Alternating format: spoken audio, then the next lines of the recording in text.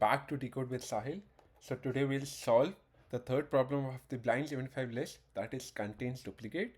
So this is a pretty simple problem, but it is a frequently asked question that tests your ability to work efficiently with arrays and hash based data structure. So let's dive right in into the problem.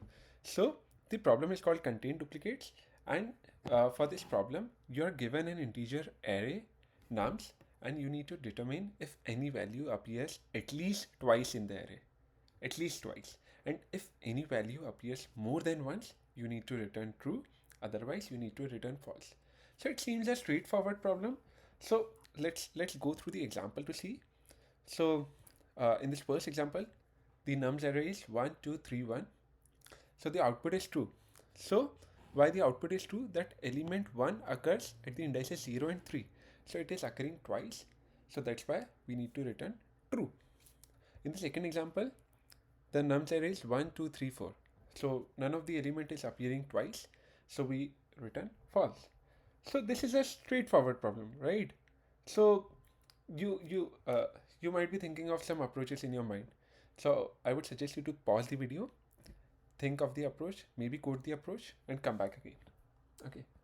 So now, so the simplest approach you can think of it is like, what you can do is you can iterate through the array with two loops. Okay.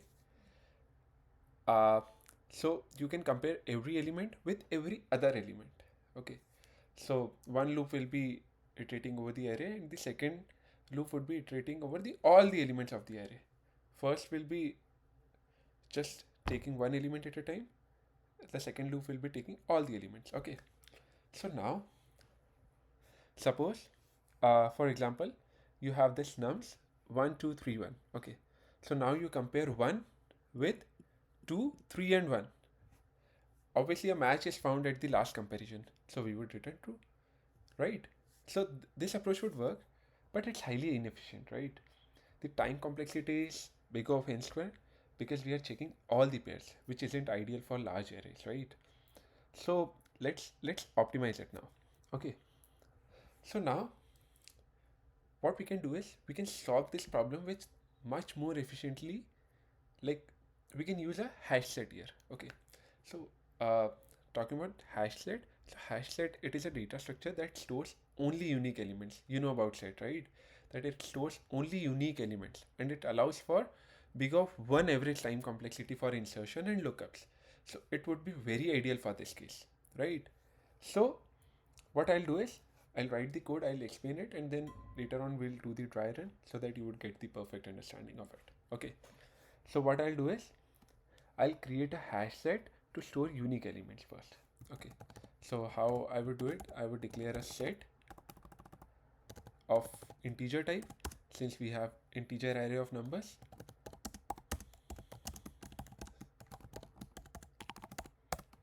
Okay. So now since I have this set, now I would iterate through the array.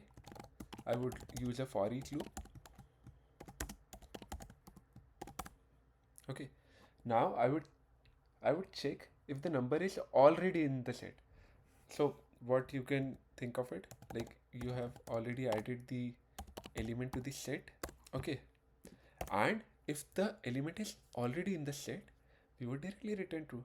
So if set dot contains number, so we would directly return true, right? And while this loop is completed, if we don't encounter a duplicate, it means we have not encountered that in set. So after this loop is over, we would return false. It means no duplicates were found in the set, right? So I'll quickly run this code to see if it works. Okay, so now the base cases are passed, so I'll submit the code. All right, so it is working fine. So now uh, I'll try run it for you. So what I have done is I've created an empty hash set. Okay. Now I'm iterating over the array. So the array is 1, 2, 3, and 1. Now I have added 1 to the hash set. Okay. Again, the uh, second number came 2. Now it is not in the set, so I've added it. So the set contains 1 2, again 3 came, set contains 1 2 3. Now when this one will come, it will check in the set, okay, and uh, it will return true, right, since the set already contains a 1.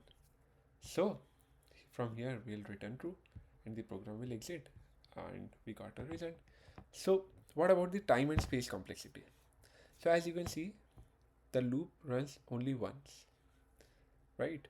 The loop runs for a single time for the whole integer array.